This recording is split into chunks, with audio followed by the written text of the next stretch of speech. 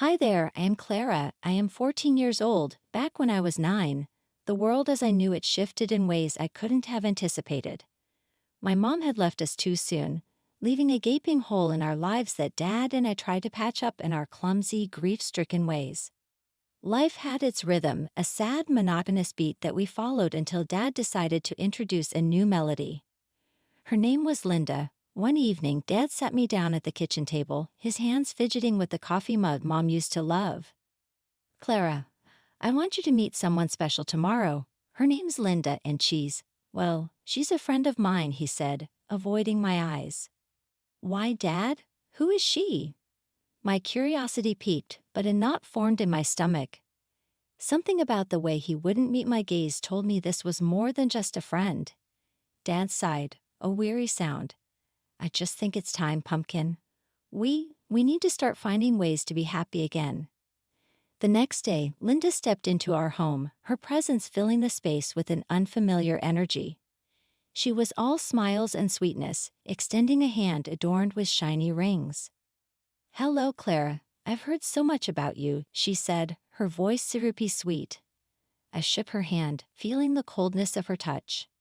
Hi, I muttered, eyeing her warily as Dad showed her around. I trailed behind, watching as her gaze swept over our living room, landing on the family photos, particularly the ones of Mom. Her smile faltered, replaced by a fleeting look of disdain. I saw it, even if Dad didn't. Months flew by, and before I knew it, Linda had transitioned from Dad's friend to Dad's wife. Her real colors began to show, not in bold, overt strokes, but in subtle shades of manipulation and pretense. One night at dinner, Dad brought up the subject of my outgrown wardrobe. Clara's been growing like a weed. We need to get her some new clothes for school, he mentioned casually. Linda jumped at the opportunity. Oh, let me handle that. I love shopping, and I'll make sure Clara gets the best, she offered, her tone dripping with faint enthusiasm.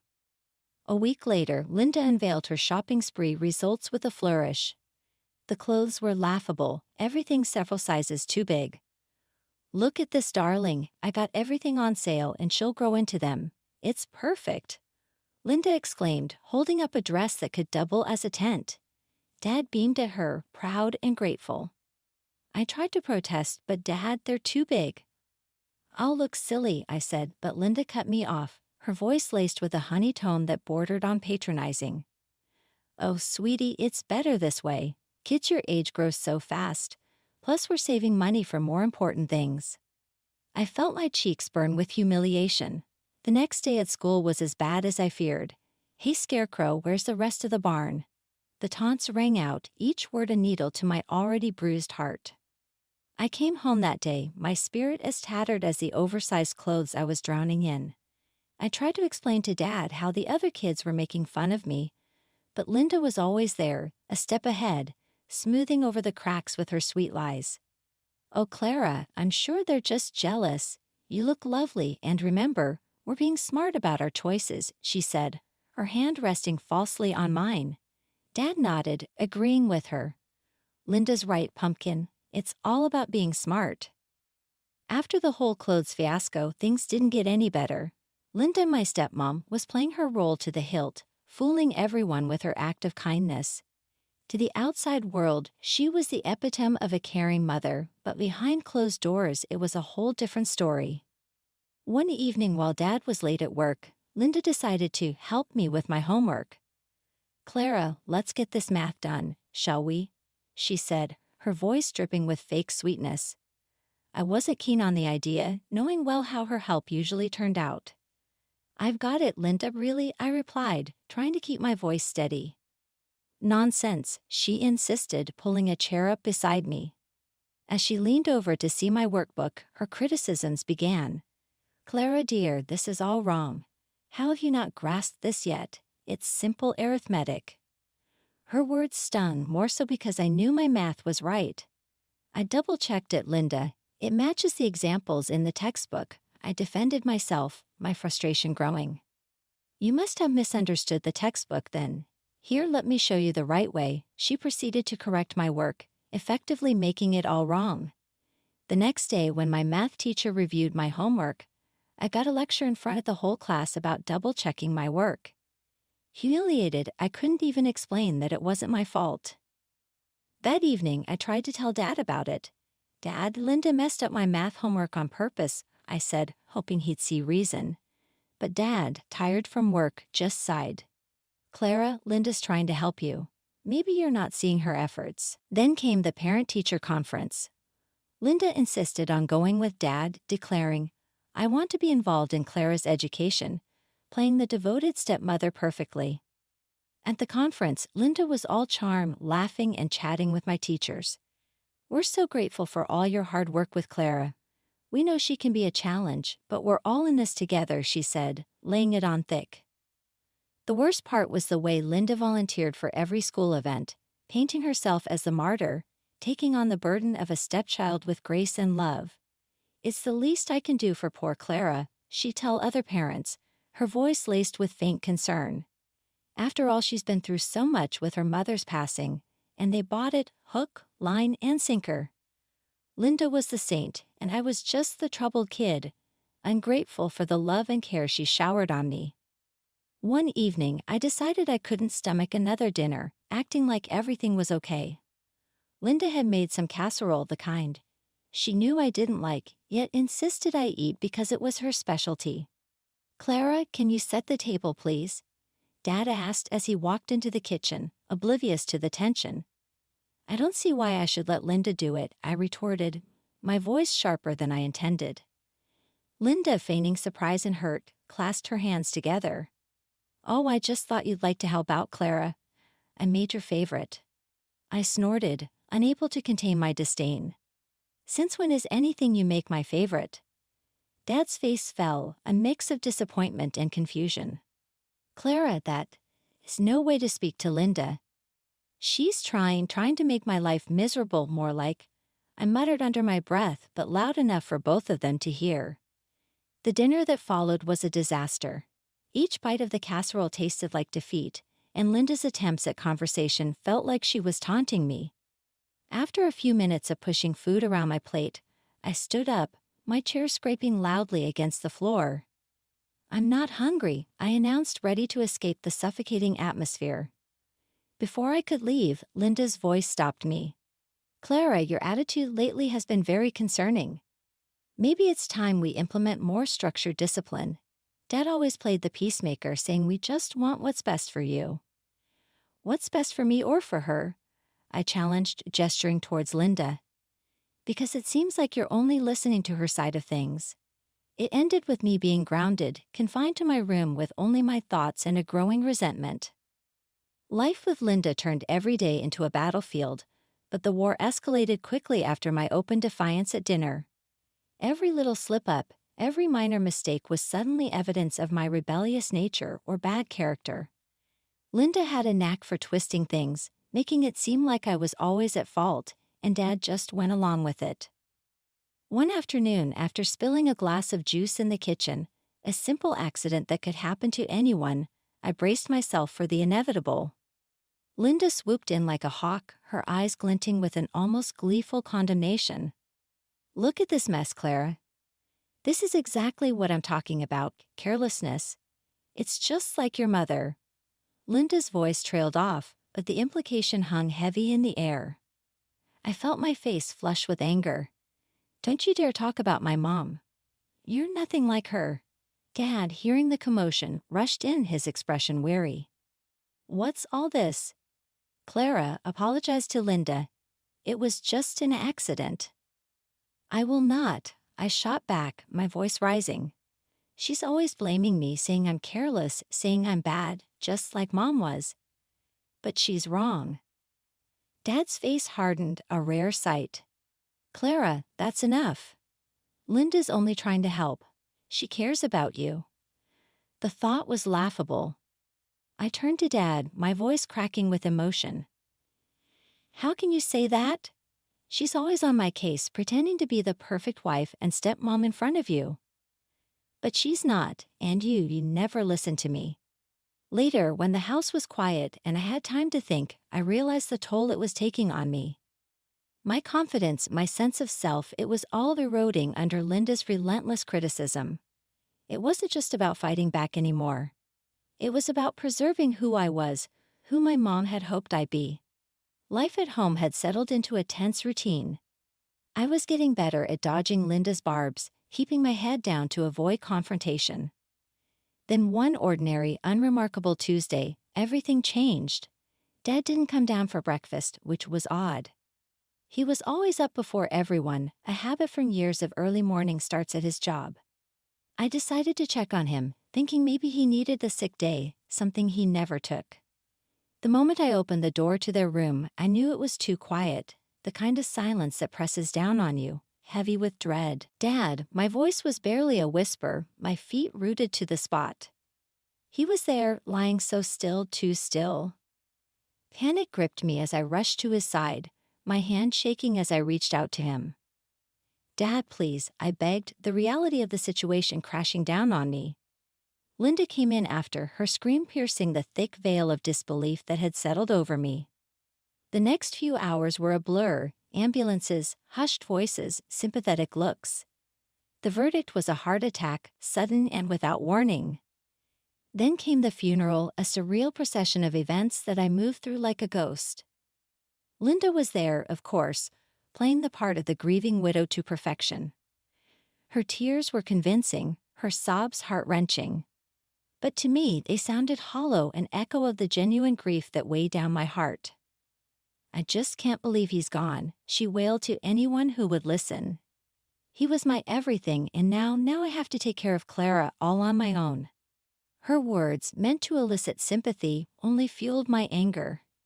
Manage, as if I was nothing more than a burden, a problem to be solved. I wanted to shout to tell her to stop her tirade, but I remained silent, my grief a heavy shackle around my heart.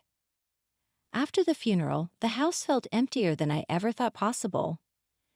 The silence was oppressive, a constant reminder of the void Dad's death had left in our lives. It was during one of these long, quiet afternoons that Linda decided to show her true colors once again. We were sitting in the living room, the air thick with unsaid things, when Linda turned to me, her eyes cold and calculating. "Well, Clara, it's just us now," she began, her voice deceptively soft. "And things are going to change around here." I stiffened, wary of her tone. "What do you mean?" Linda smiled, but it didn't reach her eyes. "You see, with your father gone, I'm your guardian now. And that means I'm in charge of you and your inheritance." My heart sank. I had almost forgotten about the money Dad left behind, too caught up in my grief to consider the implications. "What about it?" I asked, trying to keep my voice steady. "Oh, sweetie, don't worry. I'll take good care of it. After all, it's what your father would have wanted," she said, her tone dripping with false concern. The implications of her words hit me like a ton of bricks. Linda in control of my life and my inheritance was the last thing Dad would have wanted. "You can't do that. That money is mine," I protested, my anger rising. Linda's smile widened, a hint of malice creeping into her expression. "Actually, I can, and I will. You're just a child, Clara. What do you know about handling money, about the real world?" "No, I'll be the one making the decisions from now on. And as for you," she paused, leaning in closer, "you better learn your place and how to show some respect, or else your life is going to become very difficult." After the threats and the declaration of a twisted sort of guardianship from Linda, I knew I couldn't just sit back and let her run rampant over my life and my inheritance. It was time to fight back, but I needed an ally, someone who could help me navigate the legal and emotional battlefield I found myself in. That's when I thought of Aunt Sarah, Dad's sister.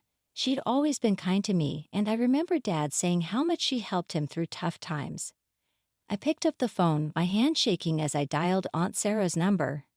It rang 3 times before she answered. "Hello, Aunt Sarah. It's me, Clara." "Clara, how are you, honey? I've been so worried about you."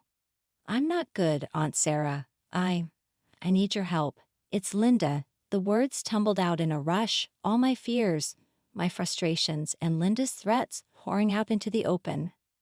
Aunt Sarah was silent for a moment, and when she spoke again, her voice was firm, determined. "I had my suspicions about her, Clara. Your dad was blinded by grief. Tell me everything and we'll figure out a plan. I spent the next hour talking to Aunt Sarah, telling her about the oversized clothes, the fake kindness that fooled everyone but me, and most importantly, Linda's plans for my inheritance. By the time we hung up, a seed of hope had been planted. Aunt Sarah promised she'd look into how she could become my legal guardian and protect me from Linda's grasp. The next morning, Aunt Sarah arrived, her presence in the house like a beacon of hope. Linda eyed her warily, sensing a shift in the balance of power, but not yet understanding its source. Aunt Sarah wasted no time. "Linda, we need to talk. It's about Clara."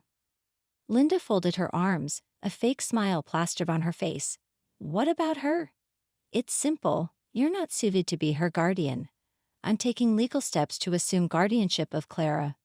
Linda's smile faltered, her eyes narrowing. "You can't do that. I'm her stepmother. I have rights." I finally spoke up, my voice stronger than I felt. "I want to live with Aunt Sarah. I don't want to be here with you anymore, Linda." Linda laughed at that, a harsh, grating sound that echoed mockingly in the living room. "You think you've got a say in this, do you? You're just a kid. Your opinion doesn't matter here." That's when Aunt Sarah stepped in, her voice icy with resolve. "Actually, it does. Clara is 14. According to the law, she's old enough to decide who she wants to live with, and she's chosen me." The day the court ruled in Aunt Sarah's favor was the first day of the rest of my life. I moved in with her immediately, leaving Linda and her manipulations behind. Aunt Sarah didn't just become my guardian, she became my mom in every way that mattered. She officially adopted me not long after, solidifying what we already knew to be true in our hearts. One evening, Aunt Sarah and I were sitting on the porch, watching the sunset paint the sky in shades of orange and pink. We'd been talking about school, about my future, when she turned to me, her expression thoughtful. "Clara, you know you've got a whole world of possibilities ahead of you, right?" she said, taking a sip of her tea. I shrugged, the weight of the past few years making it hard to see too far into the future. "I guess I just don't know where to start." Aunt Sarah set her tea down, turning to face me fully. "Start with what you love. Remember, you've got your whole life to figure it out. But now's the time to explore, to try new things." Her words stirred something in me, a spark of ambition that Linda had almost smothered. I've always liked numbers, you know. Math, puzzles, that sort of thing. "That's fantastic, Clara. You know there's a lot you can do with that. Accounting, engineering, economics. The sky's the limit." Economics, I repeated the word, feeling it right. I liked the sound of that. From that moment, Aunt Sarah was my biggest cheerleader. She helped me enroll in courses that would prepare me for a college degree in economics, supporting my dream with a zeal that was both encouraging and a bit overwhelming at times. The day I got accepted into college with a scholarship in economics, Aunt Sarah threw a little party, just the two of us, complete with a homemade banner and a cake that leaned slightly to the left. "Look at you, future economist in the making," she exclaimed, her eyes misty with proud tears. I laughed, hugging her tight. "I couldn't have done it without you, Aunt Sarah. You saved me in more ways than one." She hugged me back just as tightly. "We saved each other, kiddo. Remember that? We're a team." And she was right. Together we turned a new page, stepping into a future that was bright with promise. Life with Aunt Sarah wasn't just a new dawn, it was my true beginning. Years had rolled by since the days of living under the same roof with Linda. I had built a life for myself working as an economist at a reputable company and had recently taken the plunge and bought a small apartment on a mortgage. It was my sanctuary, a cozy nook in the hustle of the city that I proudly called mine. Life was good, uncomplicated, and mine to enjoy. That was until the day the past decided to make an unexpected comeback. The call came on an ordinary Thursday afternoon. I was at my desk, buried in reports and forecasts when my phone buzzed with a number I didn't recognize. "Is this Clara Harrison?" The voice on the other end was formal, almost sterile. "Yes, speaking. Who's this?"